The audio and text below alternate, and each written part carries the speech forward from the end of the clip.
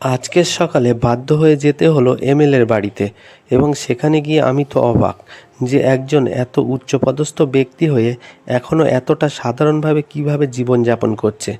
এবং আজকে তোমাদেরকে আরও একটা সুন্দর জিনিস দেখাবো, সেটা হলো কিভাবে হাঁসের ডিম থেকে বাচ্চা ফোটানো হয়। আসল ঘটনাটা হলো, আমার একটা চাচাতো দাদা এক্স কাউন্সিলর ছিল। তো সে দুদিন আগে থেকে আমাকে বলছে যে এমএলএর বাড়িতে যেতে হবে, এমএলএ নমিনেশন জমা দিতে যাবে, যে কারণে এমএলএর সাথে যেতে হবে। সত্যি কথা বলতে আমার যাবার তেমন কোনো ইচ্ছা ছিল না। যদি না যেতে হতো তাহলে হয়তো আমার অনেকটা ভালো হতো, কারণ আজকে আমার অনেক কাজ আছে। তো তোমরা শেষ পর্যন্ত ভিডিওটা দেখো, শেষে গিয়ে ওপরওয়ালা আমার কথাটাই শুনলো। সো চলো বন্ধুরা, আমরা সকলে গিয়ে দেখে আসি এমএলএ সাহেবের বাড়িটা কেমন। এই দেখো, এই হলো এমএলএ সাহেবের বাড়ি ঢোকার রাস্তা। এটা ঠিক ওই যদুরাটি যে পুরনো মার্কেট আছে, ওই পুরনো মার্কেট থেকে যে রাস্তাটা বাঁ দিকে চলে গেছে বাদুড়িয়ার দিক থেকে গেলে, ঠিক ওই রাস্তাটা দিয়ে ঢুকতে হয় এমএলএ সাহেবের বাড়ি যেতে গেলে। সো এই রাস্তার কোনাটা পার হলেই এমএলএ সাহেবের বাড়ি।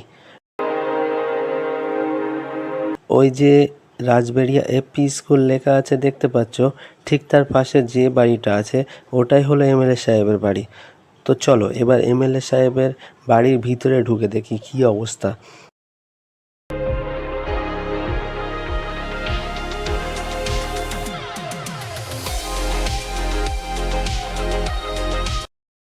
ওখানে প্রচুর লোকজন দাঁড়িয়ে আছে এবং অনেক গাড়িও আছে। ওরা সবাই হয়তো ওই নমিনেশন জমা দেওয়ার জন্য এমএলএ সাহেবের সাথে যাবে। সো আমি তোমাদেরকে দেখাচ্ছি বন্ধুরা এমএলএ সাহেবের বাড়িটা কেমন। এই দেখো বন্ধুরা, এই হলো এমএলএ সাহেবের বাড়ি।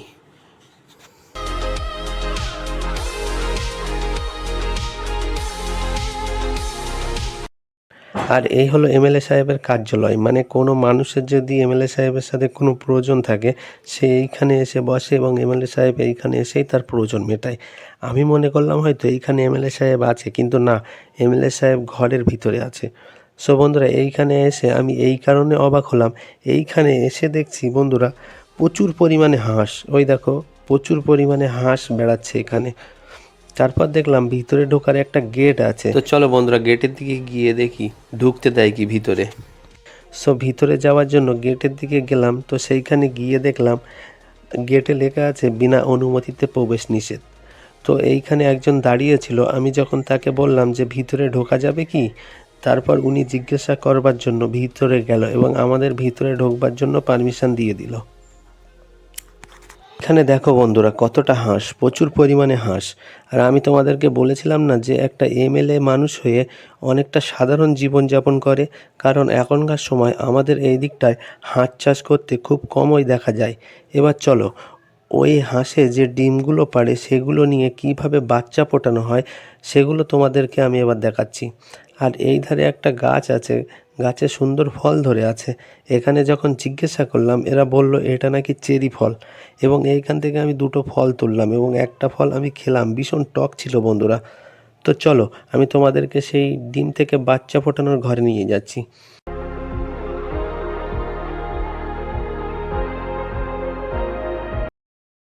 এইখানে ঢুকে প্রথমে দেখলাম বড় একটা জেনারেটর আছে। তারপরে ভিতরে গিয়ে দেখলাম ভীষণ বড় বড় মেশিন। এই দেখো, এই যে মেশিনগুলো তোমরা দেখতে পাচ্ছ বন্ধুরা, এগুলোর ভিতরে ডিম দেওয়া আছে বাচ্চা ফোটানোর জন্য। সো আমি যখন ওখানে জিজ্ঞাসা করলাম যে এটা খুলে কি আমাদেরকে একটু দেখানো যাবে, তো ওরা বলল না, এটা খুললে ডিমগুলো সব নষ্ট হয়ে যাবে, যে কারণে আর খুলে তোমাদেরকে দেখাতে পারলাম না। আর এই পাশে যখন এই ডিম থেকে বাচ্চা ফোটানো হয়ে যায়, এই যে ট্রেগুলো দেখতে পাচ্ছ, এগুলোর ভেতরেই ওই বাচ্চাগুলোকে রাখা হয়। আর এই দেখো, এই যে ডিম, এই ডিম থেকেই বাচ্চা ফোটানো হয়। এইখানে দেখতে পাচ্ছি একটা মেশিন চলছে, আর একটা মেশিন হয়তো বন্ধ আছে। আর কত টেম্পারেচার থাকলে বাচ্চা ফুটবে বা কতদিন থাকবে সেগুলো এইখানে দেওয়া আছে। এই বাচ্চাগুলো ফোটানো হয়ে গেলে আবার ওই যে বাইরে হাঁসগুলো দেখতে পেলে ওইখান থেকে ডিম সংগ্রহ করবে এবং নতুন করে আবার বাচ্চা ফোটানোর জন্য এই মেশিনের ভিতরে দেবে। এইভাবেই বাচ্চা ফোটানো হয়। তারপর বাইরে বেরোতেই দেখতে পেলাম এমএলএ সাহেব ঘরের ভিতর থেকে বাইরে চলে এসছে। ওই দেখো ওই হলো এমএলএ সাহেব। এবার সকলে বেরোবে নমিনেশন জমা দেওয়ার জন্য। কিন্তু আমার ভাগ্যটা কতটা ভালো দেখো, আমার সেই চাচাতো দাদা মানে এক্স কাউন্সিলরের হঠাৎ কাজ পড়ে যায় এবং সে আমাকে বলল যে আমরা আর নমিনেশন জমা দিতে এমএলএ সাহেবের সাথে যাব না, আমার কাজ পড়ে গেছে হঠাৎ, তো আমরা বাড়িতে যাব। যে কারণে আমরা সোজা বাড়িতে চলে আসলাম।